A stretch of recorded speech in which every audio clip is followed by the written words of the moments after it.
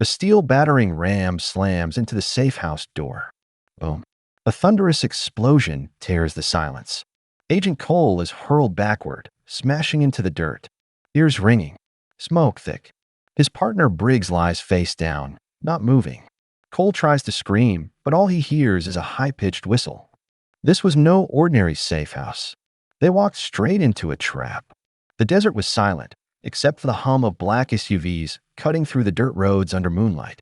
Inside the lead vehicle, Agent Cole sat stiff, eyes locked in a tablet screen in his lap. A satellite image showed a remote structure. Old concrete, no heat signatures, no movement. Exactly what they'd expect from a dormant Mafia hideout. But Cole didn't believe in clean targets. ETA 4 minutes, Agent Ruiz called from the passenger seat, tapping in coordinates for the rest of the tactical team. In the back seat, Briggs loaded his rifle with practiced calm. "You ask me, it's too quiet," he muttered. "Place looks like a ghost town." Cole didn't answer. His mind kept circling back to the dead man who'd led them here, an informant named Salvatore Nicky. Hours earlier, Nicky had been found slumped in his car, throat slit. In his glove compartment was a flash drive with GPS data and one chilling line typed on a blank document. He knows. Cole had seen enough to believe it. The informant was compromised, but he also knew something valuable, something that had gotten him killed. That GPS data pointed here. No time to delay. The team had already assembled within minutes of receiving the drive.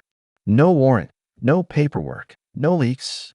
As they crested a ridge, the house came into view. Just a squat, two-story structure with broken windows and weather-worn walls. It didn't scream Mafia lair. It looked forgotten. But appearances lied. Cole spoke into his mic. "Team Alpha, take perimeter." No movement inside. "Breach on my mark." His boots hit the dirt. Wind kicked dust into his face. The air smelled dry. Dead. The team lined up. Briggs took point, wielding the battering ram. Ruiz covered from the flank.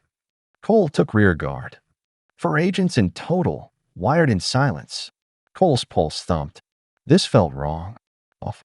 But it was too late. "Go," he barked. Briggs charged forward, swung the ram. The door exploded. The shockwaves slammed into them. Cole's body hit the ground like a rag doll. The sky twisted above him. Then black. He opened his eyes. Everything was smoke and confusion. His earpiece buzzed with static. His limbs screamed in pain. He blinked through the haze. Briggs. He was a few feet away. Face down. Not moving. Cole crawled to him, every breath a knife in his ribs. "Briggs," he shouted, voice raw. No response. Ruiz was shouting through the comms now, his voice crackling. "Tripwire. Damn thing was wired." "Cole, you copy." "I'm here," Cole gasped. "Briggs is down." The house still stood, half of its front blown out. But that was just the welcome mat. Whoever set that trap didn't want to kill them instantly. They wanted to maim, to cripple, to send a message. Cole staggered to his feet. The dust settled, revealing the inside of the house through the shattered entry. Darkness loomed. Faint red lights blinked along the ceiling beams, motion sensors. Thin wires stretched across the hall, barely visible. "Back off," Ruiz warned through the comms. "That house is a goddamn mousetrap." Cole didn't flinch. He stepped forward, over Briggs's bleeding form, and into the smoke. Someone was inside, and they were watching. Smoke curled around Cole as he stepped into the ruins of the blown-out entry.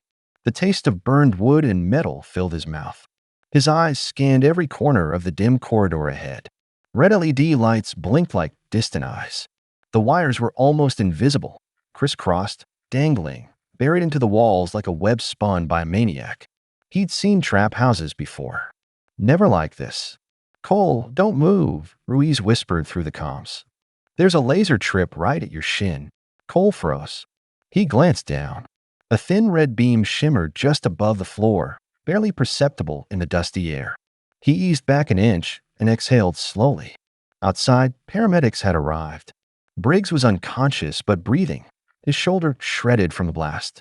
The rest of the team had fanned out, unsure if backup would even matter in a house designed to kill everyone who entered it. Cole inched along the side of the hallway, avoiding the beam. Every step felt like stepping into a minefield. Behind him, Ruiz entered carefully, scanning with a handheld sensor. The device chirped. Multiple pressure plates under the floor. This place was custom-rigged. Cole turned the corner. The living room had been stripped bare. No furniture. No photos. Just a dusty chandelier dangling. A narrow stairwell descended into the basement. He moved toward it, flashlight low. A soft click echoed behind him. Ruiz had stepped forward, onto a board that dropped a few centimeters with a mechanical snap. Before either could react, the steel plate in the floor gave way beneath Ruiz's boots. He vanished. Ruiz. Cole lunged toward the gap, but it slammed shut just as fast. Gone. No blood, no scream. Just a hatch now sealed shut. Cole slammed his fist into it. Ruiz, can you hear me? He barked into the radio. Heavy static. Then, I'm okay. Landed somewhere below. Concrete floor. Looks like a cell. I see a gas line dam. It's hissing. Cole's breath caught. You have less than 2 minutes. Stay low. Talk to me. Ruiz coughed hard over the mic, trying to find the valve. Hang on. Outside, the surveillance truck picked up movement. A feed from a hidden camera inside the house appeared. Someone was watching them. A man in a black suit, clean-shaven, calmly sipping wine, seated in a dark room with multiple screens. One showed Cole. Another showed Ruiz's underground cell. The man smiled, then reached forward and flipped a switch. In the cell, the gas hiss grew louder. Ruiz's flashlight flickered. Cole, his voice broke through. If this thing goes up, you're not dying in a hole, Cole growled. Find that damn valve. Upstairs, Cole moved fast. He kicked open the side room, empty. Cabinets torn out. Nothing but a rusted sink and roaches. He spotted a breaker box behind a loose panel. Wires. Too many. Most didn't look like they were powering lights. They were looped, redirected. Traps again. He couldn't risk cutting anything. Then he noticed something else. In the back of the room, someone had drawn something on the wall, sloppy but recent. A wolf's head, painted in red. Cole stared. That was the symbol from an unsolved case. 2 years ago, a group of ex-mercs tied to a drug cartel, presumed dead. Their safe houses had similar traps. Same insignia. This wasn't just a mafia den. It was something bigger. In Ruiz's ear, the gas valve finally gave way with a metal snap. He kicked it shut. Cole heard the coughs, then a strained laugh. Still alive, Ruiz rasped.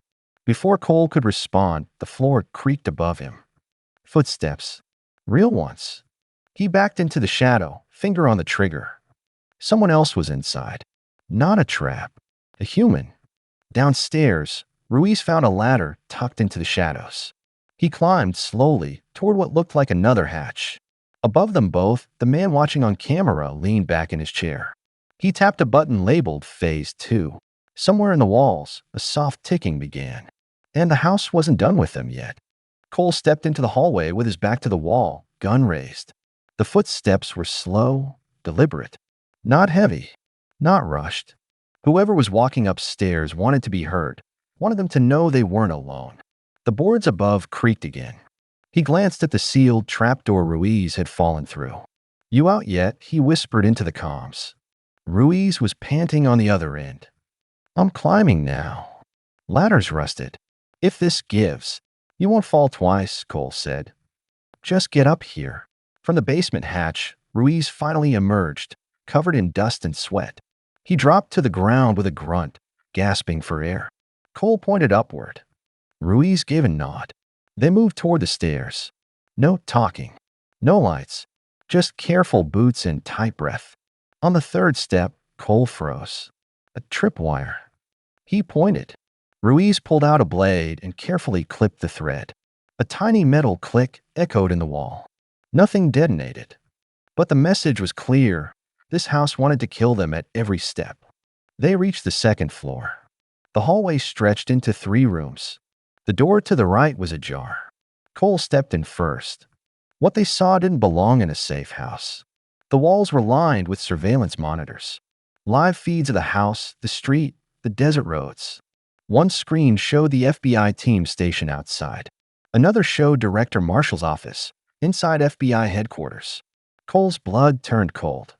There was a table against the wall stacked with hard drives. Dozens of them, marked with dates, cases, and agent names. He stepped closer. His own name was on one. So was Ruiz's. "This is blackmail data," Ruiz whispered. "More than that," Cole said. "This guy's been watching us for years." There were files labeled with operation names that had never been leaked. Classified raids, sealed case files. And worse, personal records. Family photos. Credit reports. Agent schedules. This wasn't Mafia surveillance. This was inside help. "Who the hell has this kind of access?" Ruiz muttered. Cole flipped open a folder lying on the desk. Inside were photographs of FBI Director Marshall Shaking, hands with a familiar face, a man Cole hadn't seen in almost a decade. Special Agent Victor Dorn, retired, presumed dead after a failed op in Mexico City. He was Cole's former mentor, the man who taught him everything. The man who had disappeared in disgrace, allegedly killed during a cartel sting gone sideways. Cole didn't want to believe it, but there it was. Dorn, older now, hair grayer but alive, and smiling. Ruiz clicked play on a nearby laptop. A video loaded, security footage from a meeting inside a warehouse. Dorn, the mob boss. Cash on the table. Cole clenched his jaw. He'd been outplayed. All of them had. A soft chime interrupted them. One of the monitors flashed red. A system alert. Security breach. Someone else had entered the house. Ruiz turned to Cole. "You thinking what I'm thinking? We're not alone. And we're not in control." They moved fast. Cleared the rest of the second floor. Found a weapons cache, grenades, AKs, silenced pistols. Everything registered to dead mercenaries. In the middle of the room, a single laptop sat open. On the screen, a live video call. And then it connected. Dorn appeared on screen. He looked directly at Cole. "You're early," he said calmly. Cole's mouth went dry. "Still charging through doors with no backup. You always did have a hero complex." Cole took a step forward. "You sold us out. You sold them all out." "No," Dorn said. "I sold the system. Because the system sold me first." Before Cole could respond, the screen went black. The lights in the house flickered. All cameras cut out. Then came the sound. A low mechanical hum rising from the walls. Ruiz turned to Cole. "That's not good." "We just triggered the next trap," Cole said. Downstairs, the front door slammed shut. Metal clanked into place. They were sealed in. Cole pulled his radio. "Alpha Team, come in. We've been compromised. Do not approach. This house is wired beyond anything we expected." But the radio only gave static. Outside, the sky had gone darker. A dust storm was rolling in fast. Communication was cut. Visibility near zero. And inside the house, the hum grew louder. Somewhere in the walls, the countdown had already begun. The humming from inside the walls grew into a full-body vibration. Ruiz pulled a grenade from the weapons cache and looked at Cole without speaking. Both men understood there was no way out unless they forced one. Cole scanned the monitors one last time. All blank. Static. No audio. No visuals. They'd been shut out completely. They were blind. "Back doors welded shut," Ruiz muttered. "We're boxed." Cole looked down the stairwell. The ground floor was still filled with traps, but they didn't have a choice. The house was turning into a pressure cooker, and time was bleeding out. They moved fast, weapons up, clearing each hallway like ghosts. No sound, no talk, just silent coordination built from years of working side by side. At the base of the stairs, they found a second steel door blocking the main exit. Electronic lock. No keypad, no obvious trigger. Cole reached into his jacket and pulled out a black case. Inside was a compact EMP device. Short range. Military grade. Ruiz blinked. "Since when do we carry those?" "We don't," Cole said. He placed it near the panel and triggered it. A pulse knocked the lights out. A small pop from the panel. The bolt slid open. The door creaked.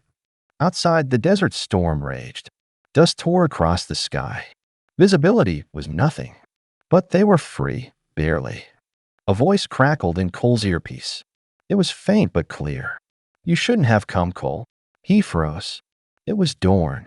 You still think this is about crime and justice, about taking down the bad guys. But you don't see the bigger picture.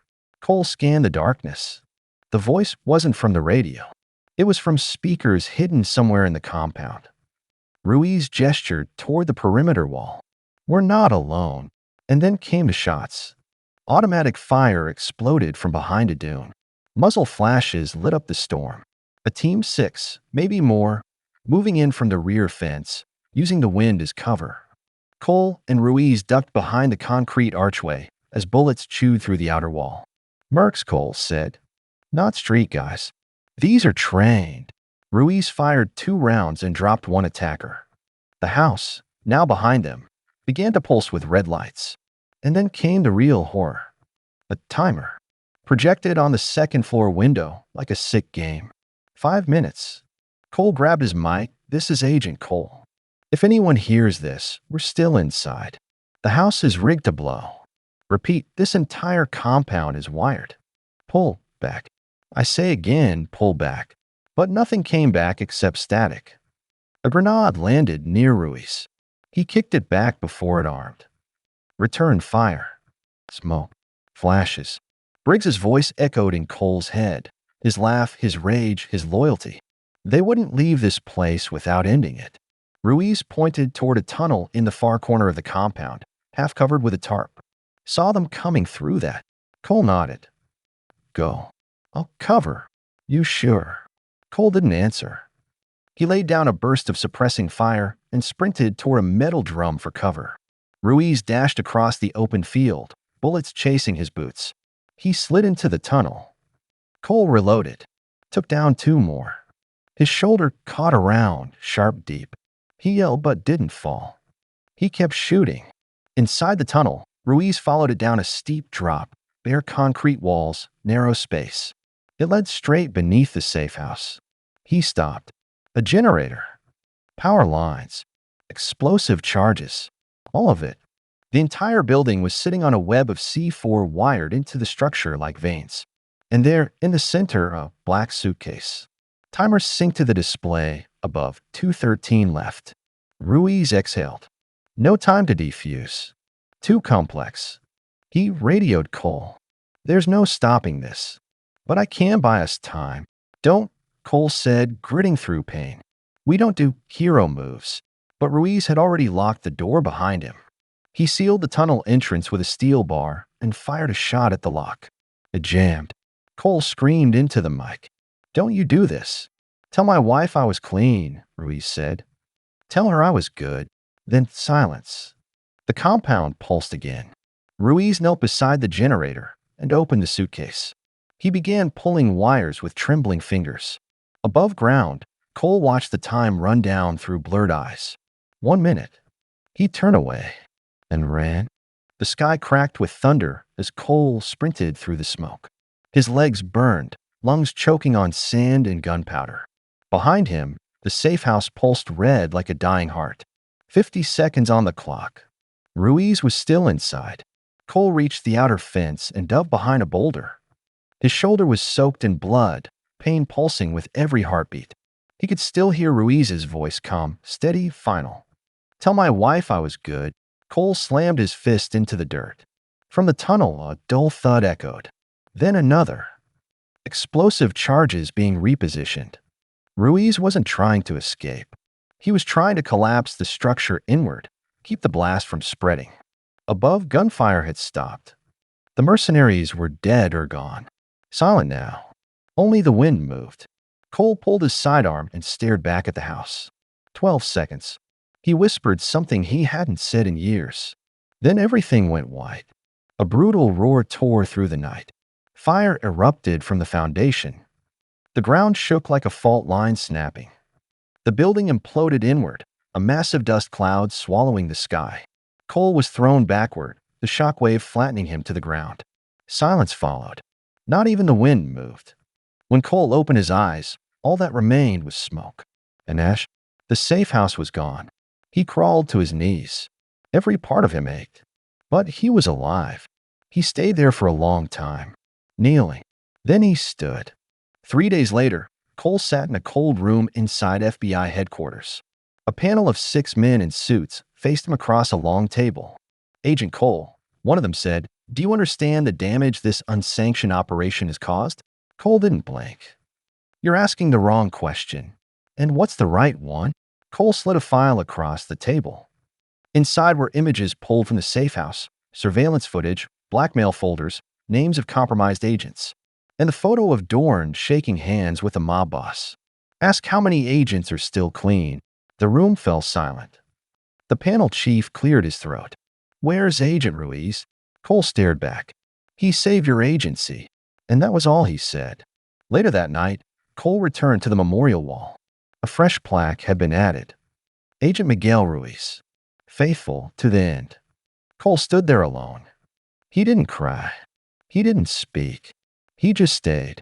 The next day, the FBI launched an internal investigation. Director Marshall was removed from his post quietly. No headlines. No arrests. But change had started. Cole didn't return to field duty. He didn't take a desk either. He disappeared. Until one day, years later, in a small city halfway across the country, a low-level arms dealer was taken down by a masked operative who didn't wait for warrants. Security footage showed a man with a limp, eyes hard as iron, disappearing into the night. Some said it was Cole. No one could prove it. But the name started circulating in the underground again. The ghost. And somewhere, deep in an encrypted hard drive, was a final voice recording. Ruiz's last words, found recovered near the collapsed tunnel, untouched by the blast. "If you're hearing this, we made a difference. Just don't let it go quiet again. Someone always needs to remember." Cole kept that audio, played it once every year, then went back to work. In the shadows,